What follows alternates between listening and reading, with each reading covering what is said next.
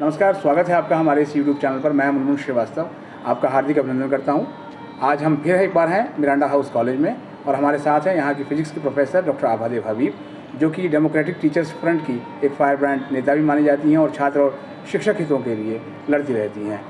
दिल्ली विश्वविद्यालय और तमाम केंद्रीय विश्वविद्यालयों में अब दाखिले CUET के ज़रिए होंगे और बोर्ड्स के अंकों का कोई महत्व नहीं होगा। हम उनसे जानते हैं कि इससे कितना फ़र्क पड़ने वाला है आगे एडमिशन प्रक्रिया में। स्वागत है doctor ma'am. Thank you Munmun ji. जी मैम, कितना फ़र्क पड़ेगा? देखिए, इसमें सबसे जो करीबी बात है वहाँ से शुरू करके जो बड़ा मुद्दा जुड़ा हुआ है उस पर मैं बात रखूँगी। सबसे पहले तो हमें ये समझना है कि इस समय जो क्लास 12th के स्टूडेंट हैं वो एक स्पेशल ग्रुप ऑफ स्टूडेंट है जिनने अपना जो 11th 12th है दोनों बहुत डिस्ट्रेस में बिताया है। ये बच्चे जो हैं क्लास 10th का एग्ज़ाम ले रहे थे जब 2020 मार्च में लॉकडाउन शुरू हुआ और कोविड में पीता, और पिछले 2 साल जो 11वीं 12वीं की पढ़ाई इनकी होनी चाहिए थी, और देश भर में आप स्कूलों का अलग डाइवर्सिटी देखिए, उनके पास किस तरीके की सुविधा थी ऑनलाइन एजुकेशन देने की, नहीं देने की। आपको मालूम है कि किस तरीके का एक पूरा देश में एक डाइवर्सिटी है और एक समानता नहीं है, और इस तरीके के इनइक्वालिटीज़ में इन स्टूडेंट्स ने पढ़ा लिखा। और फिर इनको थोड़े दिन पहले पता चला कि क्लास 12वीं का एग्ज़ाम जो बोर्ड का है उसका जो फॉर्मेट है वो चेंज हो गया, और उन्होंने उसके लिए अपने को तैयार किया। और जब वो आज के दिन में 12वीं का फाइनल बोर्ड एग्ज़ाम शुरू होगा अप्रैल में और ख़त्म होगा 15 जून को, उसके लिए तैयारी कर रहे हैं, अपने फाइनल प्रैक्टिकल एग्ज़ाम स्कूलों में दे रहे हैं, तो मार्च में बताया जाता है कि अब आपके 12वीं के नंबरों का कोई मीनिंग ही नहीं रहेगा, और आपका जो यूनिवर्सिटीज़ में दाखला है, सेंट्रल यूनिवर्सिटीज़ में दाखला है, वो जो है CUET central university entrance test के स्कोर्स के बेसिस पे होगा। और अब तो UGC स्टेट यूनिवर्सिटीज़ को और डीम टू बी इंस्टीट्यूशंस को भी दबाव डाल रही है कि आप भी CUET स्कोर से ले। तो ये माँ बाप के लिए, स्टूडेंट्स के लिए, स्कूलों के लिए बहुत परेशानी की बात है, क्योंकि देखिए ऐसा है कि 11वीं 12वीं का इकट्ठा सोच के जो है ना स्टूडेंट अपनी स्ट्रेंथ के हिसाब से तय कर लेता है कि मुझे साइंस करना है, ह्यूमैनिटीज़ करना है, कॉमर्स करना है। इसी तरीके से वो ये भी तय करता है कि हमें इंजीनियरिंग जाना है, मेडिसिन जाना है, या मैथ्स पढ़ूंगा, या हिस्ट्री ऑनर्स करेंगे, कि क्या करेंगे, या लॉ लेंगे। तो वो अपना पूरा का पूरा ट्रेजेक्ट्री, अपने नेक्स्ट हायर एजुकेशन को कहाँ पे दाखला चाहता है वो इकट्ठा सोचता है, 2 साल इकट्ठा सोचता है, इकट्ठी तैयारी करता है। तो सडन ये जो अनाउंसमेंट है, ये लगभग 1 करोड़ स्टूडेंट जो इस समय 12वीं एग्ज़ाम दे रहे होंगे CBSE और स्टेट बोर्ड्स के, उनके लिए ये बहुत परेशानी की बात है। अब इससे बड़े बड़े जो और मुद्दे हैं वो ये है कि अगर आप ये कहते हैं कि जो CUET है वो NCERT सिलेबस पे आधारित होगा, तो एक तरीके से सेंट्रल गवर्नमेंट जो है स्टेट गवर्नमेंट्स का राइट ख़त्म कर रहा है। स्टेट बोर्ड्स के स्टूडेंट्स बहुत बड़े डिसएडवांटेज में होंगे। मुनमुन जी, मैं ये कहना चाहती हूँ कि चाहे हम 12वीं के नंबरों को बेस बनाएं या हम किसी सेंट्रल एग्ज़ाम को बेस बनाएं, ये दोनों फ़िल्टर्स हैं। बात क्या है कि आपके पास इतनी सीटें ही नहीं हैं, तब आप किसी कारणवश कारण दे के स्टूडेंट को बाहर रखना चाहते हैं, और ये फिल्टर्स हैं। अब लेकिन किसी भी फिल्टर का प्रयोग करते हुए सरकार को ये सोचना है कि वो फिल्टर जो मार्जिनलाइज्ड सेक्शन है, जो हाशिए पे खड़े लोग हैं, उनके साथ क्या खेल करेगा। और मैं ये समझती हूँ कि यहाँ सेंट्रल गवर्नमेंट जो है सिर्फ कोचिंग माफिया को एक तरीके से एक बड़ी मार्केट देने को तैयार है, लेकिन ये सोचने को तैयार नहीं कि क्या माँ बाप के पास इतना रुपया है कि वो अपनी बेटी को कोचिंग करवा के एक यूनिवर्सिटी में भेजे। आज भी सच्चाई ये है कि घर में अगर 2 बच्चे हैं तो बेटे को कोचिंग करवा के किसी तरह से इंजीनियरिंग भेज रहा है, लेकिन बच्ची के लिए माँ बाप के पास रुपया नहीं निकल पा रहा। सरकारी स्कूल और सरकारी कॉलेज उसको दिखाई देता है, और वो भी अपने 5 किलोमीटर के दायरे में। और आज के दिन में एक एंट्रेंस टेस्ट रख दिया जाए जिसका NCERT से कितना लेना देना होगा ये तो आने वाले साल बताएंगे, पर इसमें कोचिंग फ़ौरन घुस गया। आपके पास भी SMS आया होगा, हमारे पास भी SMS आ रहा है, अखबारों में आ रहा है। क्योंकि देखिए आज कोचिंग कौन करता है? 11वीं 12वीं का या 9वीं से स्टार्ट होते हुए वो बच्चे करते हैं जो इंजीनियरिंग और मेडिसिन करना चाहते हैं। लेकिन एक बड़ा सेक्शन, ये जो साइंस स्टूडेंट्स हैं या जो लॉ करना चाहते हैं, इन सबको मिला दिया जाए तो ये 1/3 या 1/4 बच्चा है, और मार्केट सेचुरेट कर गई है कोचिंग की। उनको नया एक तरीके से ना चाहिए, एक मार्केट चाहिए जिस पे वो और आगे बढ़ें।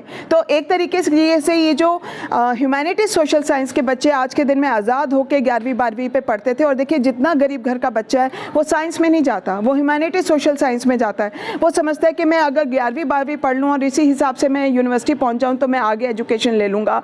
किसी तरीके से वो धीरे धीरे PhD करके आगे जाता है या अपना UG करके कहीं बाहर जाता है। तो आज के दिन में सबसे बड़ा कुठाराघात एक तरीके से गरीब लोगों पे हो रहा है और उन सारे बच्चों पे हो रहा है जो 11वीं 12वीं को फोकस बनाना चाहते थे।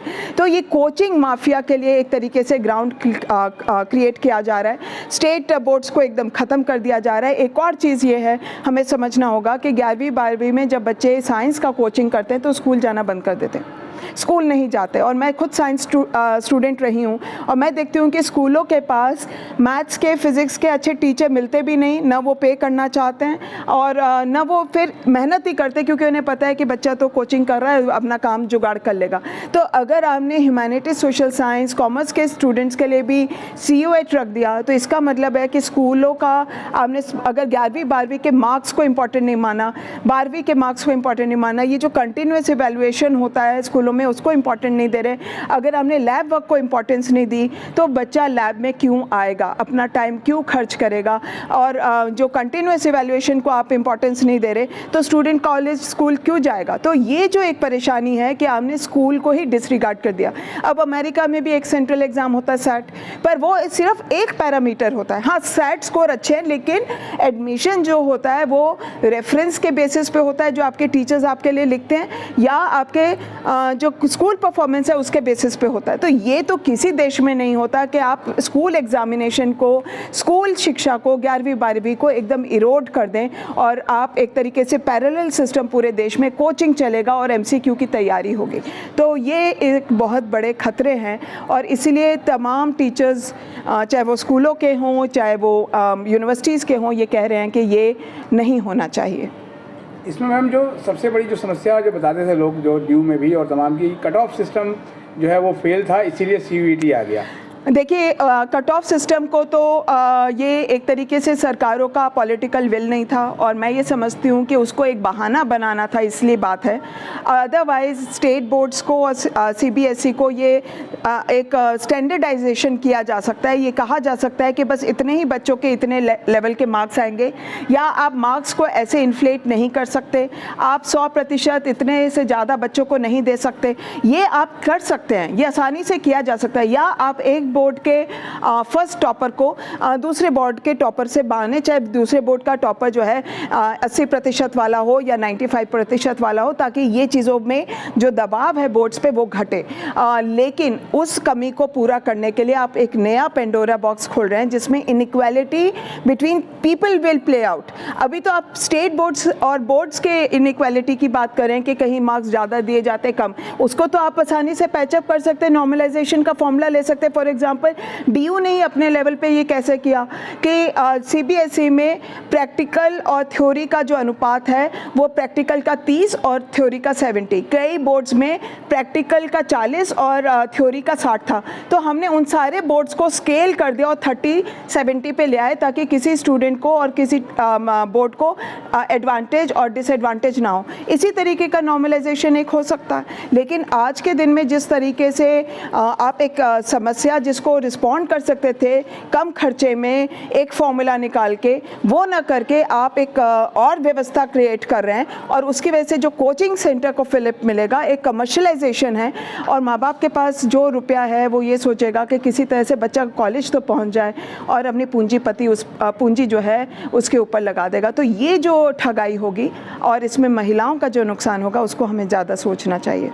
मैम जो है कट ऑफ सिस्टम को फेल बताया गया लेकिन उसके बाद भी DU में पिछले सत्र में सीटें खाली रह गई थी और वो खाली ही रही, तो क्या आपको लगता है कि CUET से भी दाखिले होंगे तो यहाँ सारी सीटें भर जाएंगी? नहीं भरेंगी। और इनफैक्ट हम लोग जब बातचीत कर रहे थे तो हमने देखा कि 12 सेंट्रल यूनिवर्सिटीज़ जो 2009 में आई थी उस पर CUET लगाया गया था, central university common entrance test, और वहाँ से भी हमारे जो फीडबैक हमें मिला वहाँ के शिक्षकों से कई सेंट्रल यूनिवर्सिटी से कि उनकी सीटें नहीं भरती हैं, सीटें खाली रह जाती हैं। और मतलब आप ये देखिए ना कि माँ बाप को अगर कोचिंग करके वहाँ यूनिवर्सिटी भेजना पड़ेगा तो उससे अच्छा तो वो ड्रॉप आउट करेगा, या फिर मेडिकल और इंजीनियरिंग के एग्ज़ाम देगा, या वो लॉ के एग्ज़ाम देगा, या मास कम्युनिकेशन के देगा। प्योर साइंसेज और ह्यूमैनिटीज़ तो खाली चला जाएगा। क्यों उसके लिए कोचिंग करेगा, क्यों खर्चा भी करेगा? नहीं करेगा स्टूडेंट। तो वो सीटें खाली जाती हैं।